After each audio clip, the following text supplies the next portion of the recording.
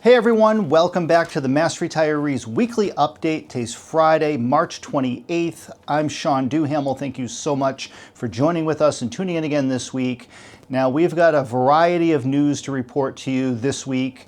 Everything from a few upcoming events in April that you need to be aware of, to the implementation, the latest information on the implementation of the Social Security Fairness Act. We have a meeting scheduled for all of you coming up in a few weeks with the Social Security Administration. But speaking of meetings, let me first provide a reminder that a week from today, on Friday, April 4th, we will be holding our first meeting ever in the town of Natick. We will be at the Natick Elks on April 4th. Our area meetings are open to all Mass Retirees Association members. You are more than welcome to bring a guest. The duration of the meeting runs about an hour and a half or so. We're going to have a Q&A. We do door prizes for those in attendance at the end of the meeting, and light refreshments will be served. So we're anticipating having an excellent crowd once again.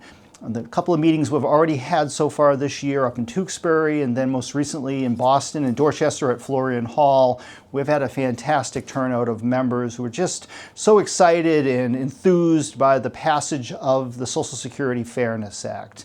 So if you are in and around the Natick area next week, come on by and say hello. Then the following Friday, on April 11th, we will be up in Leominster for our Leominster-Fitchburg area meeting. And all of the details of these meetings can be found in the email blast that our members receive every Friday morning, as well as on page 3 of our newsletter. Now, speaking of the newsletter, the April edition of The Voice is at the printers as we speak. Is scheduled to be mailed to everybody this coming Monday, which I believe is March 31st. So throughout next week, the newsletter will be arriving in your mailboxes. Once again, it's full of all kinds of direct information about public retirement, everything from Social Security to the GIC to the performance of the PRIT fund. There's just so much information that we cram into these newsletters and get it to you. So be on the lookout for that next week. Now, one of the important things that is coming up in April that is contained in the newsletter is the open enrollment or annual enrollment period for the state's Group Insurance Commission. Now, if you are insured through the GIC, annual enrollment is your one opportunity that comes around every year, if you choose to change insurance plans. Now, the GIC for the coming fiscal year, which is FY26, has not made any changes whatsoever in terms of the insurance plans that it offers to enrollees. So what that means is if you like your current insurance coverage, there's nothing that you need to do in terms of making any changes. All you need to do is sit tight, do nothing. You'll be enrolled in the same plan again for the coming fiscal year. But if you are interested in making a change, whether you're moving out of the state and need to make a change because of that, or you're not happy with your current coverage, maybe your current doctor or the hospital system that you're a patient of doesn't accept your existing plan, open enrollment or annual enrollment is the one opportunity that you have to make that change. Now, a few things to throw out there to keep in mind and to be cautious about. First and foremost, despite the fact that we are all very, very concerned about the growing issue of unaffordability when it comes to healthcare, and we believe, as we've been saying now for a couple of years, we believe that we're going into a period, or we are in a period of a crisis when it comes to healthcare affordability. So cost is always going to be a concern. That being said, please do not shop for health insurance plans based on cost alone. Of course, as I said, cost is always going to be a consideration, it's always going to be a factor. But if you simply choose the least expensive plan because of the fact that it's the least expensive, you may find yourself not having the proper coverage. Because generally there is a reason why one plan may be less expensive than another. And that doesn't mean that it's a bad or a lousy plan, it just means that it's different. And there is no one-size-fits-all when it comes to health insurance plans. If it was a matter of one-size-fits-all, the GIC would only have one carrier, and that's not the case. depending on where you live, depending on your needs, depending on where your physicians may or may not be operating out of, those are all the considerations that should go into choosing which plan to be under. Now, at the end of the day, the most important thing for all of you, for all of us, is to make sure that your physician and the hospitals that you rely upon and that your spouse, or if you have dependents on the plan that they rely upon, are covered by that insurance. Now, one of the reasons why some of the plans are less expensive is that they have a more restrictive network. So if you choose a plan with a restrictive network, that means that you have to see a physician and go to hospitals that are within that network. If you go outside of the network, you're going to have significant out-of-pocket costs in most cases. So keep that in mind.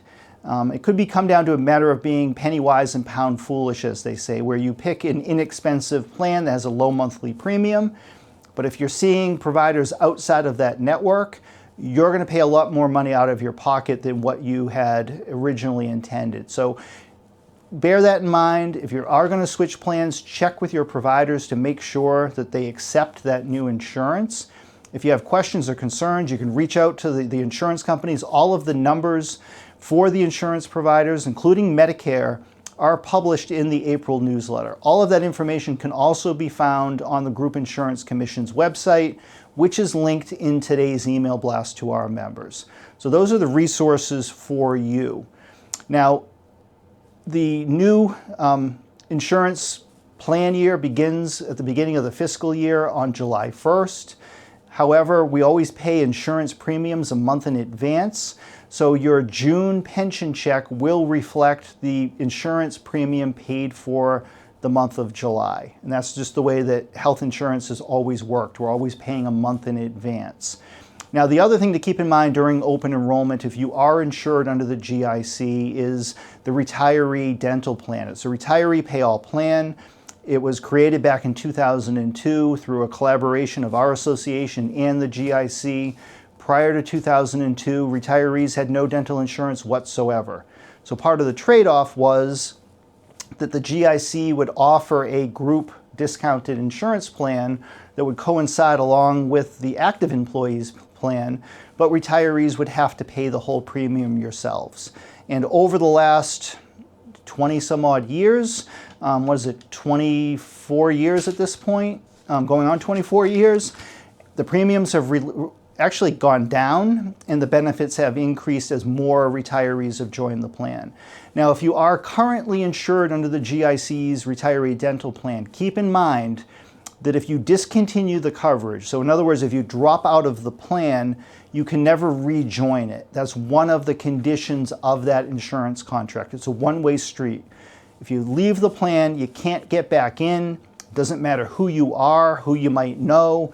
You're not getting back in the plan because it's a contractual arrangement between the GIC and the provider. They can't have retirees joining the plan, utilizing the benefits, and then dropping out and not paying the premium for the rest of the year. That's why it exists.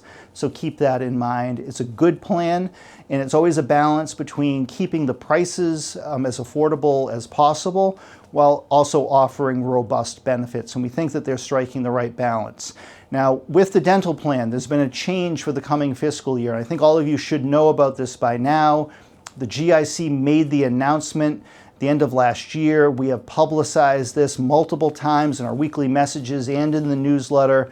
MetLife will no longer be the dental carrier for the coming fiscal year. The new carrier is Altus Dental. The change was made following an open procurement process. During that process, the GIC heard from quite a few retirees who were dissatisfied with MetLife and asked for a new provider to be brought in. So that new provider, again, is Altus Dental. Altus is also providing the vision benefit. Now, the vision benefit is not insurance. There's no premium for it. It operates more or less like a discount program.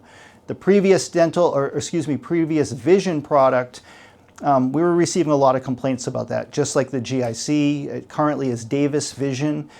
So we are very pleased and optimistic that the change both to Altus as well as to the new vision benefit will be beneficial to our members. So open enrollment starts next Wednesday on April 2nd. It runs all the way through to Thursday, May 1st. All of the information, again, can be found in our newsletter as well as on the GIC's website. If you need further information, give us a call. You can speak with myself, speak with Nancy McGovern. We can't tell you which plan to pick, but we can certainly try to answer some questions and figure out, or help you figure out, what might be the best solution for you. But with that, let's shift over for just a quick update with Social Security. Now, by now, the majority of our members who were impacted by the windfall elimination provision and the government pension offset, so in other words, you were receiving a Social Security benefit that had been reduced by one of those laws. There is a retroactive payment that's taking place right now, is being rolled out right now, going retroactive back to January 1st of 2024. It's a 14-month retroactive payment. Every day we hear from more and more members who have woken up, looked at their bank account, and discovered this lump sum deposit from Social Security. Those lump sum deposits will continue through the end of this month and perhaps into early April until all retirees who are owed the retroactive payment are made whole. Now, the majority of retirees have already received the retroactive payment, but not everybody. And I know for those of you who have not yet received your money, you're understandably getting very anxious about this. All I can tell you is that you will get your money. If your benefit was reduced by WEP or GPO, you're going to be made whole. You will receive your money. It might take a little longer than any of us would like, but it is coming. Now, the payments have been going out on a randomized basis. There is no pattern to this. They're not going in alphabetical order. They're not going by age. They're not going by retirement date. It's a randomized process that every day different retirees receive their retroactive checks. So you may be hearing from your friends or family who said, yeah, 3 weeks ago I got my money. You're thinking, where is mine? Again, it's coming. Unfortunately, right now, there's nothing that you can do other than wait and try to be patient. There's no one for you to call. There's no one for us to call. If you call Social Security, you're going to get stuck on hold for a considerable amount of time. And chances are, even if you get through to someone, they're not going to give you the information because they're just not going to do that. They're asking everyone to please be patient, wait for the money to come. Now, we have asked Social Security that once we get into April and they announce that they've completed this process, what is the recourse for folks who were expecting a check but it didn't come? As soon as we get that answer, we will let all of you know. But I'm very hopeful that by this time next week, everyone who's owed money, other than some outlier complicated cases as they're being referred to, particularly for those who do not have direct deposit and receive a paper check. If you're one of those folks, you're at the end of the line. I'm sorry, but that's just the way it works. There's just nothing we can do about that. But it is coming. Now, in April, the plan is that in the normal April Social Security check, it will be updated to the new amount that is owed to you going forward. And that will be the new amount that's paid throughout the remainder of 2025 into 2026. When the COLA kicks in, it will be a new amount. But the April check should contain the new calculation now that WEP and GPO have been repealed. You also, if you haven't already, you will be receiving the documentation from Social Security explaining what they've done. If that documentation does not have any explanation of withholdings, chances are that means they didn't withhold anything from the lump sum payment you got. So keep in mind that that is taxable income, at least in part. So we strongly advise that everyone speak with your accountant, speak with your tax preparer, but be prepared that you're going to be most likely paying some federal income taxes on that lump sum payment going forward.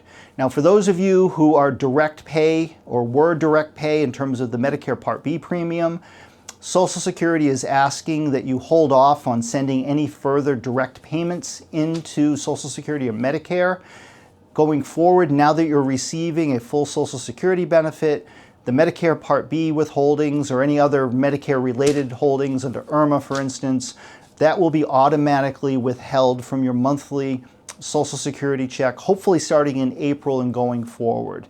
If there has been any overpayment where you sent in a check and things overlap, you will get a refund of that money. It will be coming most likely in April or into May. But at this time, do not send any further direct payments into Medicare unless you are specifically asked to do so. Now, the other announcement we have is that we have been working very closely with our close friends and allies at the Texas Retired Teachers Association, the TRTA. TRTA has helped to organize a joint meeting between the TRTA, mass retirees, and the Social Security Administration for our members. The meeting will take place on Friday, April 11th, tentatively at 3 p.m. Eastern Time. It's a virtual meeting. It will be broadcast on our YouTube channel as well as on Facebook. Those are the only two ways in which members will be able to participate or listen in. There will be the ability, I believe, for you to post questions through Facebook or through YouTube. Next week's email blast, we will have more information on this. We're also going to ask those of you who might have specific questions for Social Security, send them on in to me. We'll correlate those questions and we'll make sure that we ask the Social Security officials, and we'll get those questions to them in advance so they have the ability to hopefully get the answers to those questions that we're all dependent upon. But this is a great opportunity for all of you to hear directly from the Social Security Administration. If you have a Facebook account, you can view and participate in the meeting through the Mass Retirees Facebook page. If you don't have a Facebook account, the only way for you to participate is going to be through the Mass Retirees YouTube channel. The links to both our Facebook and our YouTube are contained in today's email message. If you are on either of those platforms, please like and subscribe to our channels to make sure that you get updates as we post new information. But again, this is going to be a great opportunity for all of you to hear directly from SSA to get answers to some of these questions, hopefully. And I want to say a big thank you to my friend Tim Lee, the Executive Director of the TRTA, for helping to pull all of this together and put their resources behind making this happen. The TRTA and Tim in particular have been great companions and just partners in this fight for many years now, and it's great that we're continuing to work together to the very end and then beyond onto new issues to make sure that our members are well served, that you get the answers to the questions that you have, and to make sure, most importantly, that you're getting every penny of the money that's due to you. So with that, I'm going to log off for today. We will be back to you again next week, next Friday, with a new update. Next week, we're planning on focusing on municipal health insurance for those of you who are receiving your benefits from the city or town, county, district that you retired from. But in the meantime, be well, everybody. Thank you so much for tuning in. We'll talk to you again soon. Bye-bye.